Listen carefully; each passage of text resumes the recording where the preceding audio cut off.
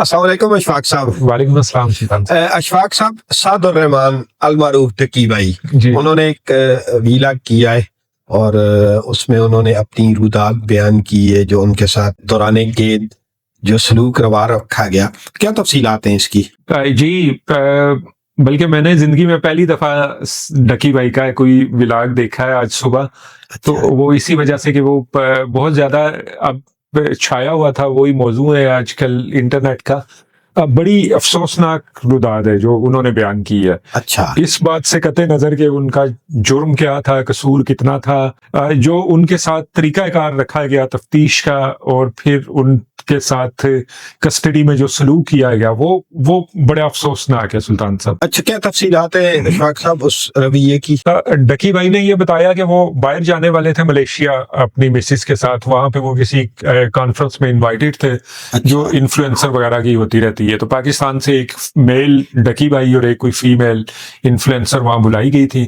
تو یہ ایئرپورٹ جا رہے تھے, بورڈنگ جہاں سے کلیئر ہوتی ہے وہاں پہ ان کو روکا گیا اور پوچھا گیا کہ سائبر کرائم سے آپ کو کوئی مسئلہ تو نہیں ہے, کوئی ایشو تو نہیں, یا کوئی آپ کے خلاف FIR ہوئی ہو. تو انہیں پتہ ہی نہیں تھا, اور اس وقت تک شاید تھی بھی نہیں, لیکن بہرحال ان کا نام ڈال دیا گیا تھا ایگزٹ کنٹرول میں.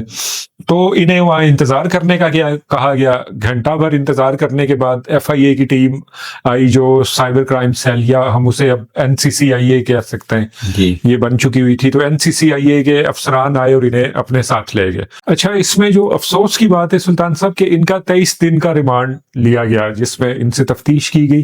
ڈکی بھائی کا کہنا یہ ہے کہ میں نے پہلے 23 منٹ میں ہی انہیں ساری انفارمیشن اپنی دے دی تھی.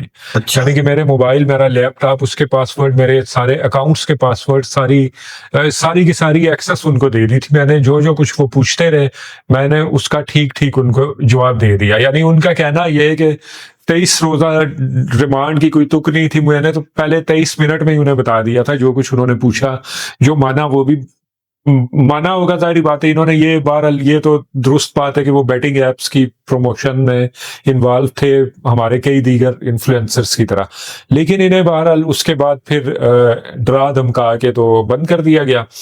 ان کا کہنا یہ کہ پھر ان کا ریمانڈ بھی لے لیا گیا تھا. تو ان کے جو انویسٹیگیشن آفیسر تھے انہوں نے ان کا کہنا یہ کہ ایک پرائیویٹ بندہ تھا جو ان کا فرنٹ مین کہہ لیجئے, تو وہ ان کے پاس آتا اور ان کو کہتا کہ یار اپنی جان چھڑاؤ, اور اس طرح کر کے. تو وہ مبینہ طور پہ ڈکی بھائی کے بیان کے مطابق انہوں نے 7 کروڑ روپے 7-8 کروڑ روپے ان سے رشوت مانگی. اچھا, کہ اتنے میں تمہارا کام ہو جائے گا, تمہیں نکال دیں گے جو بھی معاملہ ہوا. اچھا, اس دوران ایک افسوسناک بات انہوں نے یہ بھی بتائی کہ ایک بڑے مشہور ان کے ایڈیشنل ڈائریکٹر ہیں سرفراز چودھری صاحب, اچھا, ان کا نام آتا رہتا تھا, جو یہ 450 لوگوں کے اوپر بلاسفیمی کے کیسز بنائے گئے تھے اس سے متعلق بھی. اور ان کی ایک تقریر بڑی مشہور ہے جس میں وہ ہائی کورٹ میں, لاہور ہائی کورٹ میں خطاب کر رہے تھے سرفراز چودھری صاحب, اور وکلا کو کہہ رہے تھے کہ آپ ان لوگوں کے کیس نہ لیا کریں, ان ملزمان کے جو بلاسفیمی والے ہیں. تو یہ اس ٹائم سے مشہور ہیں. انہیں تھوڑا شہرت کا شوق بھی تھا, یہ ولاگز وغیرہ میں بھی اپیئر ہوتے رہتے تھے یوٹیوب پہ اور آگے پیچھے. تو یہ سرفراز چودھری صاحب نے یہ آئے 2-3 دن بعد وہاں پہ, اور انہوں نے ان کو بلایا, اپنے آفس میں بلایا ڈکی بھائی کو, اور وہاں پہ انہیں کھڑا کیا, 2-3 تھپڑ مارے. اس کے بعد وہ کہتے ہیں کہ انہوں نے کہا کہ ٹانگیں جوڑو اور ہاتھ اوپر کر لو. اور خیر تشدد ایک ناپسندیدہ چیز ہے, غیر قانونی ہے, لیکن وہ ایک نارمل ہے ہمارے تفتیشی مراکز میں نا. لیکن انہوں نے بتایا سعد الرحمان صاحب نے کہ سرفراز چودھری صاحب نے ان کو اس حالت میں کھڑا کر کے ویڈیو کال ملائی اپنے گھر پہ, اور پھر ایک ان کا کم سن غالباً بیٹا ہی ہوگا, 7-8 سال کا بچہ تھا. تو اس کے ساتھ انہوں نے بات کی اور اسے کہا کہ تم ڈکی بھائی کو پہچانتے ہو؟ تو اس نے کہا کہ جی میں پہچانتا ہوں. کہا کہ یہ دیکھو اس کے ساتھ ہم کیا کر رہے ہیں, اور ساتھ ہی پیچھے سے مطلب اس کو تھپڑ وغیرہ مارے گئے. بچے کو وہ بتا رہے کہ اس کی ویڈیو دیکھو, تم اس کی ویڈیو تو نہیں دیکھو گے دوبارہ, اور ایسے. اور پھر انہوں نے بچے کو مجبور کیا کہ وہ گالیاں بھی دے ڈکی بھائی کو. اچھا, یہ ایک یعنی کہ ایک آفیسر کسی بھی طریقے سے زیر تفتیش ملزم ہوتا ہے, وہ مجرم نہیں ہوتا. یہ فیصلہ کرنا عدالت کا کام ہے کہ وہ کیا کرتا ہے. آپ نے تو تفتیش کر کے اس کے خلاف ثبوت اکٹھے کرنے ہیں. خیر اس طرح ان کے ساتھ کیا گیا یہ بڑا غیر انسانی قسم کا رویہ اور غیر انسانی قسم کا سلوک تھا. تو اس کے بعد سلطان صاحب جو زیادہ اس میں خوفناک پہلو ہے کہ ان کا بقول ان کا بلکہ وہ تو سرفراز چودھری صاحب نے بھی مانا تھا بعد میں بہت سے ولاگس کے اندر کہ ان کے بائننس کے اکاؤنٹ میں غالباً $3,26,000 موجود تھے جو یہ ٹریڈنگ میں استعمال کرتے تھے. ان کا اپنا کہنا کہ مختلف کوائنس کی فیوچر ٹریڈنگ میں وہ لگے ہوئے تھے. ان کو لاس بھی اس پہ ہو رہا تھا کیونکہ وہ ظاہری بات ہے یہ کسٹڈی میں تھے تو یہ کچھ اس پہ کر تو نہیں کر پا رہے تھے جی. تو وہ جو ان کے جو تھے انویسٹیگیشن آفیسر شعیب شیخ صاحب بقول ان کے, انہوں نے ان سے کہا کہ یہ مطلب انہوں نے ان کی ساری ٹریڈ بند کی, وہ پیسے USDT میں ٹرانسفر کیے اور انہیں پھر کہا کہ USDT سے اس کو تم مطلب انہوں نے اپنا ایک والیٹ کا نمبر دیا کہ اس کے اندر یہ پیسے ٹرانسفر کر دو. تو اب یہ ظاہری بات ہے کہ ان کی جمع پونجی تھی اور بہت بڑی رقم ہے پاکستانی, تقریباً 9 کروڑ روپیہ بنتا ہے, $3.25 تو انہوں نے کہا کہ یہ کہاں جا رہے ہیں, یعنی کہ حکومت کے کسی اکاؤنٹ میں جمع ہو رہے ہیں, ضبط ہو رہے ہیں, یہ کیا ہو رہا ہے. تو انہوں نے کہا کہ یار تم کرو ٹرانسفر, بعد میں ہم تمہیں واپس کر دیں گے, یا جو بھی ان کے آگے بہانہ بنایا. تو انہوں نے مجبوراً ان سے یعنی کہ زبردستی انہوں نے والیٹ میں پیسے ٹرانسفر کروا لیے. اب ان کا کہنا یہ ہے کہ اس کے بعد انہیں لاک اپ میں بند کر دیا گیا, تو پریشانی میں انہیں نیند نہیں آئی. انہوں نے پھر کوئی اور اسی ادارے کے آفیسر تھے جو کسی اور ملزم کو لے کے آئے ہوئے تھے, تو انہوں نے ان سے پوچھا کہ اگر ایسے آپ کا کرپٹو کے متعلق آپ کی کیا پالیسی ہے, کرپٹو کرنسی اگر کسی سے ضبط ہوتی ہے تو اس کا کوئی اکاؤنٹ FIA کا, حکومت کے کسی ادارے کا, نیب کا, اسٹیٹ بینک کا. تو انہوں نے کہا کہ ایسا تو نہیں ہوتا, یعنی کہ ایسے ہوتا نہیں ہے ویسے. تو انہوں نے پھر انہیں بتایا کہ میں نے اپنے $3.25 لاکھ ٹرانسفر کیے ہیں. تو وہ بڑے حیران ہوئے اور انہوں نے کہا کہ چلو میں پوچھوں گا. لیکن بہرحال ان کے بات کرنے سے وہ بات ادارے میں پھیل گئی کہ IO ان سے $3.25 لاکھ اپنے والیٹ میں منتقل کروا چکا ہے. تو پھر ان کو اگلے دن اس نے بلایا کہ مزید تشدد کا نشانہ بنایا کہ آپ نے یہ بات کیوں اوپن کی ہے, اور تمہارا لگتا ہے کہ یہاں سے جانے کا ارادہ نہیں ہے, یا اس طرح کی انہیں دھمکیاں دیتے رہے. رشوت کا تقاضا بھی کیا گیا, وہ جیسے 7-8 کروڑ ان سے مانگے گئے. تو پھر جب دیکھا کہ یعنی کہ ڈکی بھائی سے کچھ مل نہیں رہا, انہوں نے یہ بھی بتایا سعد الرحمان صاحب نے کہ جس دن انہیں گرفتار کیا گیا اس کے بعد اگلے چند روز میں ان کے دادا کے, ان کے والد کے, ان کے بہن بھائیوں کے, ان کے پوری فیملی کے اکاؤنٹ فریز کر دیے گئے تھے. اچھا. تو اب یہ اس پوزیشن میں بھی نہیں تھے کہ کہیں سے کوئی پیسے نکال کے ان کو دیں. لیکن بہرحال ان کی طرف سے جب یہ دیکھا گیا کہ ان کی طرف سے انکار ہو رہا ہے, تو پھر ان کی مسز کو بلوایا گیا ان سے ملاقات کے بہانے. انہیں خود کال کی گئی کہ آئیں اور اس سے مل لیں. وہ اور ان کی والدہ, ڈکی بھائی کی والدہ اور ان کی مسز جب وہاں پہ آئیں تو انہوں نے ان سے بھی موبائل لے لیا اور ان سے سوالات کرنا شروع ہو گئے. مطلب وہ ان کو بھی انوالو کرنا چاہ رہے تھے, ان کی مسز کو بھی اس کیس میں. آلموسٹ انہوں نے کر بھی لیا تھا, یعنی ان کے سامنے وہ پوری کاروائی یوں ہی کی گئی, سوال جواب پوچھ کے انہیں واپس بھیج دیا گیا. تو انہوں نے باہر نکلنے پہ 1-2 دن میں اپنی بیل بیفور اریسٹ کروا لی. تو جب انہوں نے بیل کروا لی اپنی, تو پھر انہیں کہا گیا کہ آپ دوبارہ ان کو بلاؤ ملنے کے لیے تم سے, اگر وہ آ جائیں. تو وہ پھر دوبارہ انہیں بلایا گیا. تو پھر یہی جو سرفراز چودھری صاحب تھے, انہوں نے اپنے دفتر میں بٹھا کے تو پھر انہوں نے بڑی دھمکیاں دی. انہوں نے کہا کہ آپ بیل کروائے کہ کیا سمجھ رہی ہیں, ہم $5 کا کاغذ لگتا ہے تو ایک پرچہ اور کریں گے اور اس میں آپ کو ادھر پکڑ کے بند کر دیں گے.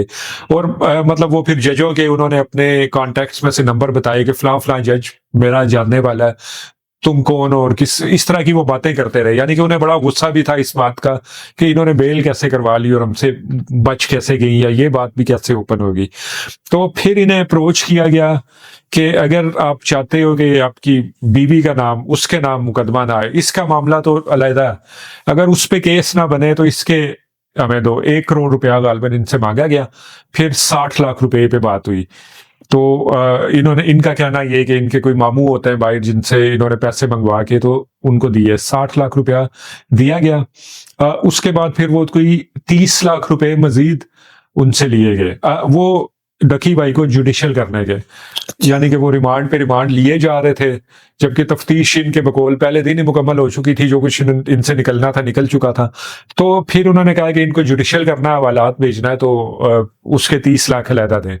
تو پھر 30 لاکھ انہوں نے وہ دیے, یعنی کہ 90 لاکھ روپے ان سے وصول کر کے انہیں پھر جوڈیشل حوالات پہ بھیج دیا گیا۔ اشفاق صاحب، ان کا فی الحال کیا سٹیٹس ہے؟ یہ ضمانت پہ ہے، اور یہ جب ان کے ساتھ یہ سلوک روا رکھا گیا تو ان کو کسی طرح سے کوئی سپورٹ کرنے والا کوئی لوگ نہیں تھے جو یہ اتنے پیسے بھی ان سے لے لیے گئے اور یہ اس طرح کا غیر انسانی سلوک بھی ان سے روا رکھا گیا؟ سپورٹ کرنے والے اصل میں ایک تو یہ ہوتا ہے کہ برے وقت میں سایہ بھی ساتھ چھوڑ دیتا ہے۔ اب ظاہری بات ہے کہ ڈکی بھائی پاکستان کے سب سے بڑے ہم کہہ سکتے ہیں کہ انفلوئنسر ہیں، ولاگر ہیں، اور لاکھوں لوگ ہیں ان کے جاننے والے، مداحوں میں بھی ہر طرف سے۔ لیکن ایک تو یہ کہ ذاتی طور پہ یہ کسی سے رابطہ کرنے کے قابل نہیں تھے، ان کے تو موبائل وغیرہ سارا کچھ ضبط تھا۔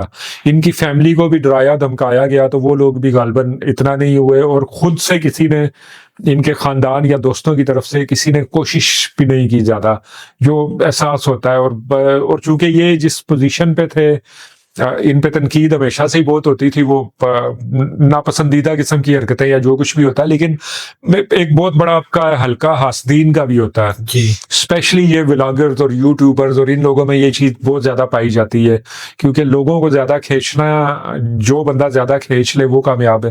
تو ان کو وہ تو اتنی سپورٹ نہیں ملی جو آپ کا ایک نیٹ ورک ہوتا ہے اس کی۔ جی، البتہ یہ ہوا جو جس سے پھر یہ معاملہ اپنے انجام کو پہنچا، ان کو ضمانت ملی، اور جو معاملہ ہوا تو کہ ایک ملٹری انٹیلیجنس کے آفیسر تھے جو این سی سی آئی اے کے ساتھ، کیونکہ ان کا کوئی واسطہ تعلق پڑتا رہتا ہے تو کوارڈینیشن یا جو بھی معاملات، تو وہ وہاں گاہے بگاہے چکر لگاتے تھے۔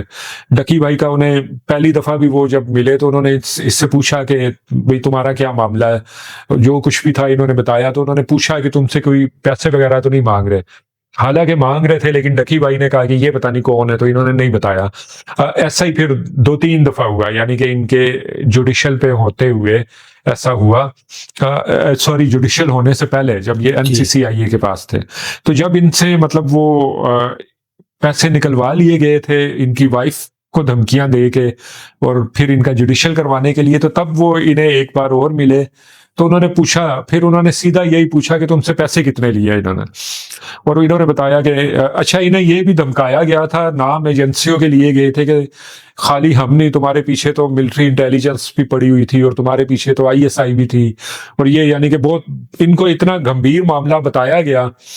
حالانکہ بیٹنگ ایپس کی پروموشن تھی، یہ زیادہ سے زیادہ ایک قابل تعزیر جرم ہے، لیکن اتنا بڑا جرم نہیں ہے جس کے لیے بندے کو، چونکہ ان کی شہرت بھی تھی اور تفتیش کاروں کو یہ بھی معلوم تھا کہ یہ پیسے والی پارٹی ہے، تو انہوں نے اپنی دیہڑی لگانے کی کوشش۔ جی بالکل، اور بدقسمتی سے یہ کچھ زیادہ مطلب وہ سمجھدار بھی نہیں دکھائی دیے مجھے ان کے رداد سن کے نا، مطلب یہ کہ وہ زیادہ شاید یہ پڑھے لکھے بھی نہیں ہیں، مجھے نہیں پتا ان کا، ہم لوگوں نے کبھی زندگی میں نہ انہیں دیکھا ہے نہ سنا ہے، تو لیکن لگتا ہے کہ وہ ایک بے وقوف سے بندے بھی تھے، یعنی اتنا پریشرائز ہو جانا یا اتنا ڈر جانا، یا تو اب بہت بڑے چور ہوتے ہیں، شروع میں ہوتا ہے آپ کو ڈر لگتا ہے، لیکن کچھ تھوڑے وقت بعد جب آپ کو اپنے جرم کی نوعیت کا اندازہ ہو تو پھر آپ کو ریلیکس ہو جانا چاہیے، جب آپ کو پتا ہو کہ میں نے کیا کیا ہوا ہے۔ اچھا انہیں یوں بھی دھمکایا گیا تھا کہ 5 مقدمے تم پہ اور بھی تیار ہیں، لیکن یہ ٹیکٹک ہوتے ہیں، ہر بندے کو سمجھ ہوتی ہے ان کی۔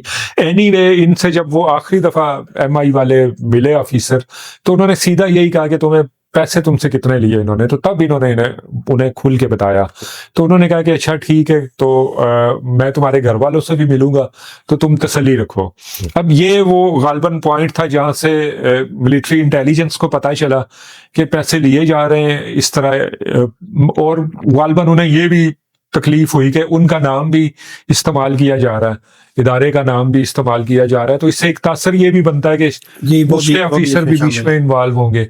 تو انہوں نے پھر اپنے طور پہ تفتیش شروع کی، وہ ان کے گھر والوں سے بھی ملے، انہوں نے اپنے ہائر اپس کو بھی بتایا کہ یہ اس طرح کا معاملہ چل رہا ہے۔ تو ہوا یہ تھا، یعنی ان کی ضمانت تو بعد میں ہوئی ہے، یہ بھی جوڈیشل ہی تھے، حوالات میں تھے، کہ ایف آئی اے کے آفیسر جو سابقہ ایف آئی اے ہم کہہ سکتے ہیں، این سی سی آئی اے، یہ ایک ایک کر کے اٹھائے جانے لگے تھے۔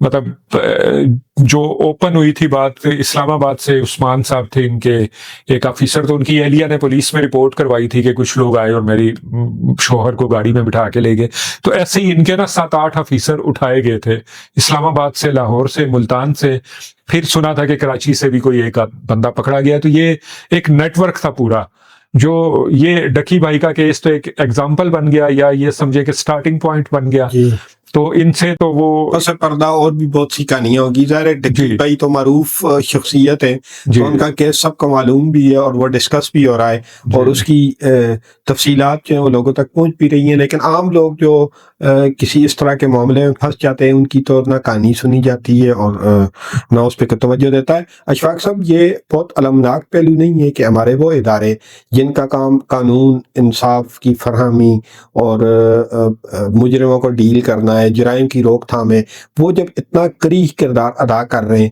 تو ایک تو اس کا مستقبل کیا ہے, اور کیا ہم ان اداروں سے یہ توقع رکھ سکتے ہیں کہ وہ کوئی سماج میں ریاست کے نظام میں کوئی بہتری لا سکیں؟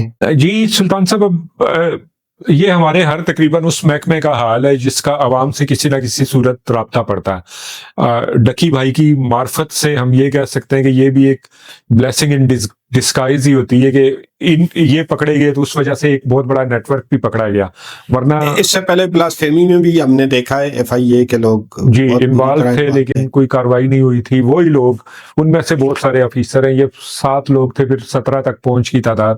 تو بہرحال ان پہ مقدمات چل رہے ہیں. یہ ایک اچھی بات ہے کہ ایک بڑے لیول سے ان کے خلاف کاروائی کا آغاز ہوا ہے, باقیوں کو بھی ڈر ہوگا. لیکن مطلب اب کوئی ایسی ہم کہیں کہ نیئر فیوچر میں کوئی توقع ہے ہمیں, کوئی اتنی اصلاحات لائی جا رہی ہیں یا لوگوں کے اندر خوف خدا خود سے پیدا ہو رہا ہے, تو یہ ایسا کچھ ہونا متوقع نہیں ہے. بدقسمتی سے ہمارے ادارے گلے سڑا نظام ہے, اس میں جس کو جتنی طاقت اختیار ملتا ہے وہ ناجائز فائدہ اٹھانے کی کوشش کرتا ہے. اس میں اللہ بچائی رکھے غریبوں کو, تو ورنہ کوئی آسرا نہیں ہے اس کا. ریاست پہ کوئی تکیہ نہیں کیا جا جی سکتا. ایسا ہی ہے. ناظرین, اس بات میں کوئی شک نہیں کہ ڈکی بھائی بیٹنگ ایپس کی پروموشن میں انوالو تھے, اور ڈکی بھائی کا کنٹینٹ بھی کوئی بہت معیاری کنٹینٹ نہیں ہوتا تھا, لیکن ریاست اور ریاستی اداروں کو یہ ضرور یقینی بنانا چاہیے کہ وہ اگر کسی ملزم یا مجرم کو ڈیل کر رہے ہیں تو وہ اس کو اتنی سزا دے جتنا اس کا جرم ہے. ریاستی اداروں کو اس حوالے سے مثالی صورتحال کا مظاہرہ کرنا چاہیے, جو بدقسمتی سے ہمارے ملک میں نہیں ہوتا. پیش رفت کے فورم سے ہم آپ کو مختلف موضوعات پہ آپ سے مخاطب ہوتے ہیں. اگر آپ کو ہمارا کنٹینٹ پسند آتا ہے تو ہمیں لائک کیجئے, سبسکرائب کیجئے, اور آپ کا بہت شکریہ.